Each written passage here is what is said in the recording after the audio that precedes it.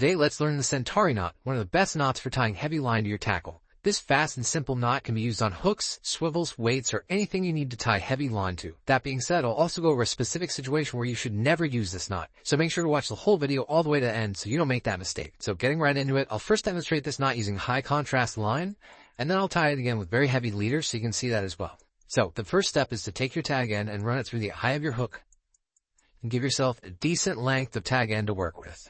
Now pinch the base of your hook and the base of your knot so you can work with it.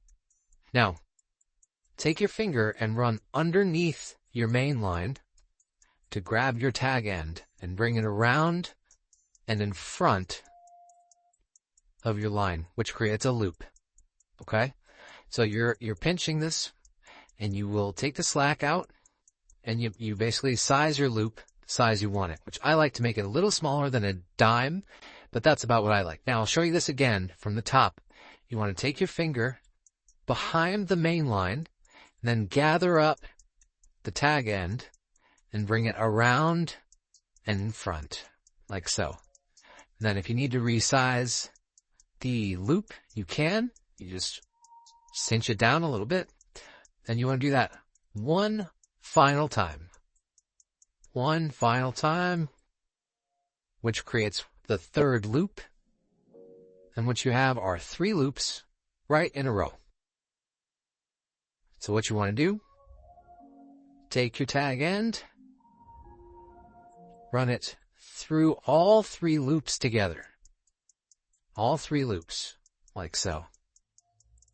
And all you want to do is take most of the slack out of this, wet the line,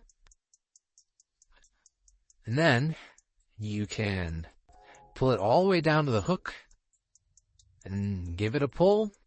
Then it'll all cinch down in place. Final step, as always, is to trim your tag end, and don't trim all the way down to the knot, because if a big fish comes and pulls hard enough and it can pull that tag end down through your knot will come undone, you'll lose the knot, lose the fish. Alright, let's look at this knot one more time, but with heavy monofilament line. So in this case, this is 100-pound test. You can also use very heavy fluorocarbon for this, and it works just as well. So you take your tag end, run it through the eye of the hook, and you're going to want to give yourself a lot of tag end to work with.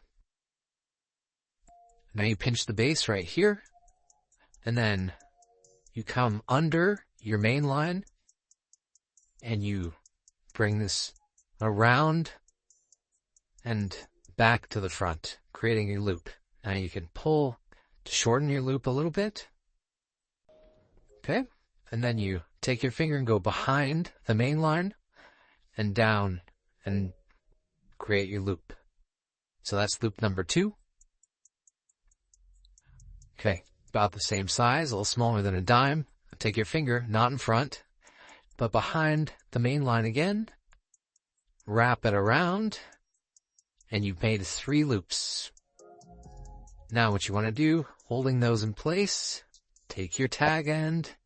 You can let go of your knot if you need to, and run your tag end through all 3 of those.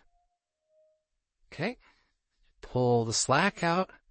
All your 3 loops are there, and then you can slowly cinch it down. When most of the slack is gone, you can wet your line, like so. And what you can do is pull your main line so it goes down to the knot, and it'll cinch together. Now, here's a situation where you never want to use this knot.